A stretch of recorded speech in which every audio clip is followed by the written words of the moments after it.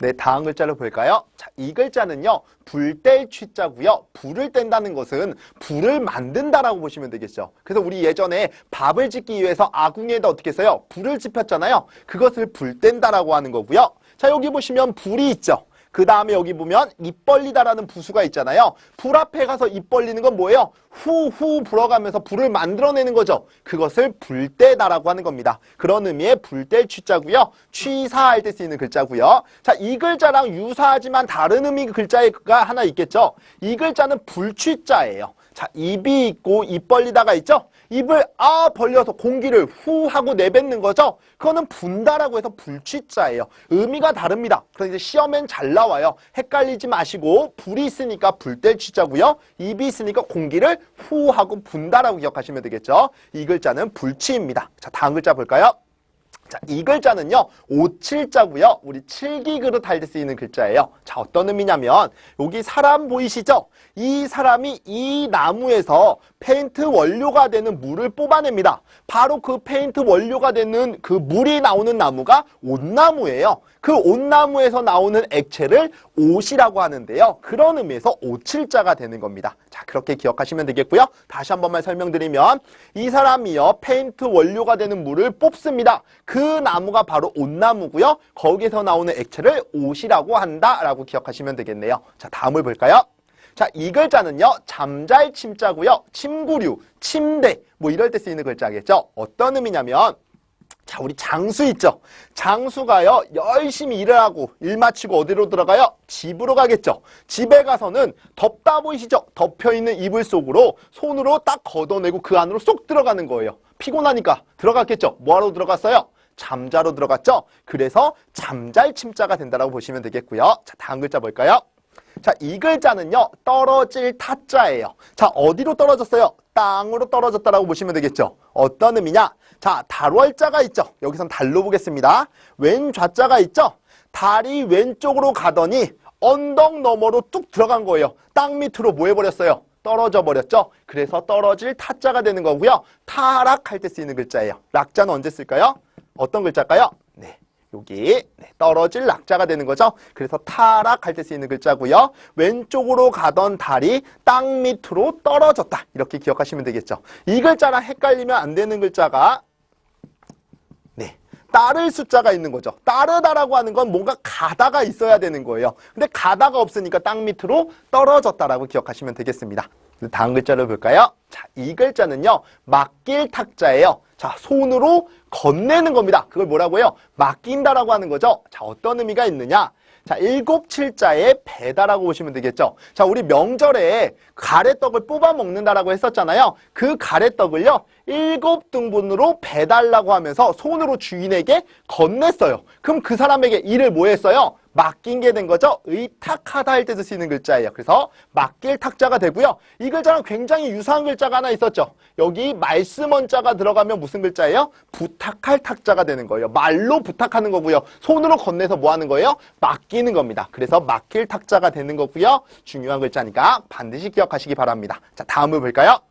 자, 이 글자는요, 쫄 탁자예요. 또는 다듬을 탁자라고도 하고요. 어떤 의미가 있느냐? 자, 여기 구술옥자에서 온 거라고 보시면 되겠고요. 구술이 있고요. 돼지 시자는 우리가 어떤 의미도 있다라고 했어요? 많다라는 의미도 있다라고 했었죠. 그 다음에 이거 점은 뭐예요? 찍다라고 했었죠.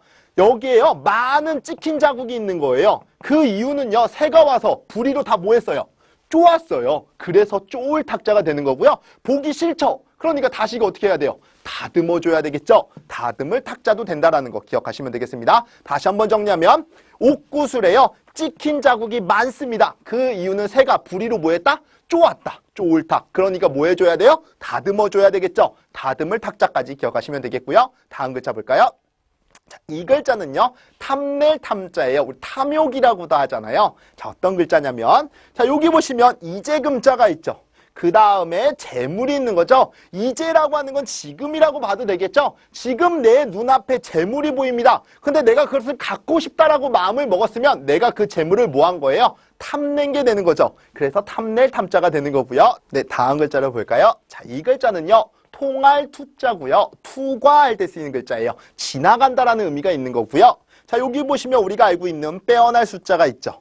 그리고 가다가 있죠. 내가 가는 곳마다 일이 빼어나게 잘 풀려요. 그 이유는 내가 하는 방법이 잘 뭐하기 때문에 그래요? 통하기 때문에 그런 거예요. 제가 예를 들어서 영업을 하는 사람이라고 칩시다. 제가 가는 곳마다 일이 빼어나게 다 잘 처리가 되는 거예요. 그럼 제가 세웠던 전략이 잘 뭐하는 거예요? 통한다라고 볼 수 있겠죠? 그렇게 해서 통할 to라고 기억하시면 되겠습니다. 자, 그러면 다음을 준비해 볼게요.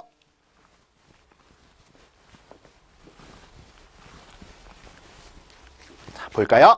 자, 이 글자는요, 씨 뿌릴 파라고 하는 거고요. 우리 파종이라고 하죠. 그때 쓰이는 글자예요. 자, 어떤 의미냐면 밭전자가 있고요. 분별할 변자가 있고요. 손이 있죠. 사실 이렇게만 합치면 차례번자도 되는 거잖아요. 밭에서요, 곡식을 뿌릴 때는 그 곡식의 종류나 시기를 잘 분별해서 해야 된다고 했었죠. 밭에다가요, 곡식을 뿌릴 때 그 종류를 잘 분별해서 손으로 뭐 해야 돼요? 뿌려야 되는 겁니다. 그래서 씨 뿌릴 파자가 되는 거고요. 네, 다음 글자를 볼까요? 자, 이 글자는요, 마칠파 또는 파할 파자라고 하고요. 우선 이 글자에 대해서 먼저 알아볼게요. 이 글자는 능할 능자고요. 능하다라고 하는 것은요, 어떤 일을 잘하는 걸 능하다라고 하는 거죠. 여기 보시면 몸이 있고요. 많다가 있고요. 짧은 칼이 있는 거죠. 자, 우리 17대 1로 싸웠는데 1인이 이겼으면 그 사람이 싸움을 잘하는 거죠. 싸움에 능하다라고 보는 거잖아요. 자, 이 몸뚱아리들이 많이 있어요. 이 어깨 형님들이 많이 있고요. 그들이 뭘 들고 있냐면 짧은 칼, 비수를 들고 있는 거예요. 이런 사람하고 싸웠는데 그 1인이 이겼습니다. 그 1인이 싸움이 어떤 거예요? 능한 거죠. 능할 능자라고 보시면 되겠고요. 아무리 능력이 있고 모든 것을 잘하는 사람도 그물과 같은 데에 갇히게 되면 이 사람이 일을 할 수 있어요? 없어요? 당연히 없겠죠. 그러니까 그 일을 마칠 수밖에 없다라고 본 거예요. 예를 들면 능력이 있는 사람이요, 나중에 무언가에 연루가 돼가지고 그물에 갇힌 것처럼 어떤 그 사건을 휘말리게 된 거예요. 그럼 그 사람이 일을 진행해 갈 수 있어요? 없어요? 없겠죠. 그러니까 그 사람은 그 일을 마칠 수밖에 없다라고 해서 마칠 파자라고 기억하시면 되겠고요. 언제 쓰이는 글자냐면 파업할 때 쓰이는 글자예요. 일업자. 네, 그래서 파업할 때 쓰이는 글자라는 거 기억하시면 되겠습니다. 자, 다음 글자 볼까요? 자, 이 글자는요, 들평자고요. 우리 들이 뭐예요? 평평하고 넓은 땅을 들이라고 하잖아요. 벌써 답이 나왔어요. 평평할 평자와 땅이 있는 거죠. 이렇게 평평하고 넓은 땅을 뭐라고 한다고요? 들이라고 하는 겁니다. 그래서 들평자라고 기억하시면 되겠죠.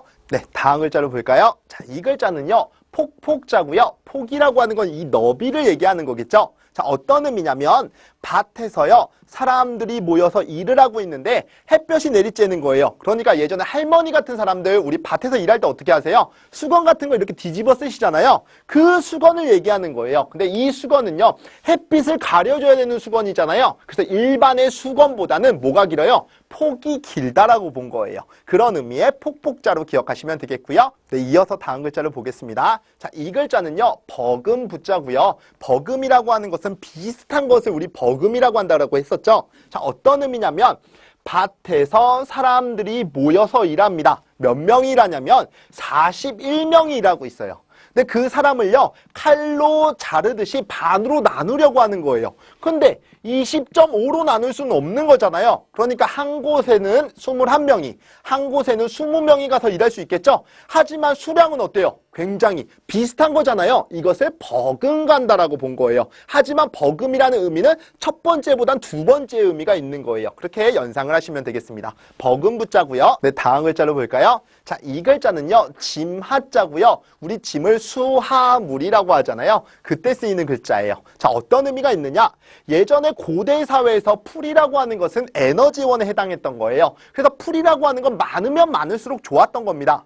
근데 이 사람은요, 지금 보시면 갈고리 하나 들고 열심히 풀을 모으기 위해서 일을 해요. 그런데 옆에 있는 사람은 일하지 않고요, 나 어찌할지 몰라, 나 어떻게 하는지 몰라 하면서 쳐다만 보고 있는 거예요. 이런 사람에게는 풀을 줘봐야 뭐밖에 안 돼요? 짐밖에 안 되겠죠. 왜냐하면 이 사람이 정말로 풀이 필요했다면 자기도 열심히 일을 했겠죠. 근데 나는 어찌할지 몰라, 그냥 안 할래 하고 쳐다만 보고 있었던 사람이에요. 그런 사람에게 풀을 줘봐야 뭐밖에 안 된다고요? 짐밖에 안 되는 거예요. 그런 의미로 기억하시면 되겠습니다. 짐하자고요. 네, 다음 글자를 볼까요? 이 글자는요, 학자고요. 우리 학이라고 하는 새는 뭐가 길죠? 목이 길죠? 그 특징을 기억하시면서 보도록 하겠습니다. 자, 여기 보시면 새가 있죠? 이 새를 잡기 위해서 그물을 덮었는데요. 그 그물 사이로 목이 올라와 있는 거예요. 그 정도로 목이 큰 새를 뭐라고 한다고요? 학이라고 하는 겁니다. 그래서 학학자가 되는 거고요. 다음 글자 볼까요? 자, 이 글자는요, 글한 또는 편지 한자라고 하고요. 자, 사실 이 글자는요, 아침 조자에서 온 글자예요. 자, 어떤 의미가 있느냐? 해가 많이 비추는 시간이고요. 상대적으로 달이 지는 시간입니다. 그때가 언제예요? 아침이죠? 거기에서 온 글자예요. 아침에 사람이 새 깃털로 된 붓을 가지고 편지를 쓴다라고 해서 편지 한자가 되고요. 편지를 쓴다는 얘기는 뭘 쓰는 거예요? 글을 쓰는 거죠. 그래서 글 한자도 되는 겁니다. 그래서 이 글자는 중요한 글자니까 반드시 기억하시고요. 사람이 아침에 새 깃털로 된 붓을 들고 편지를 쓴다 또는 글을 쓴다라고 기억하시면 되겠죠.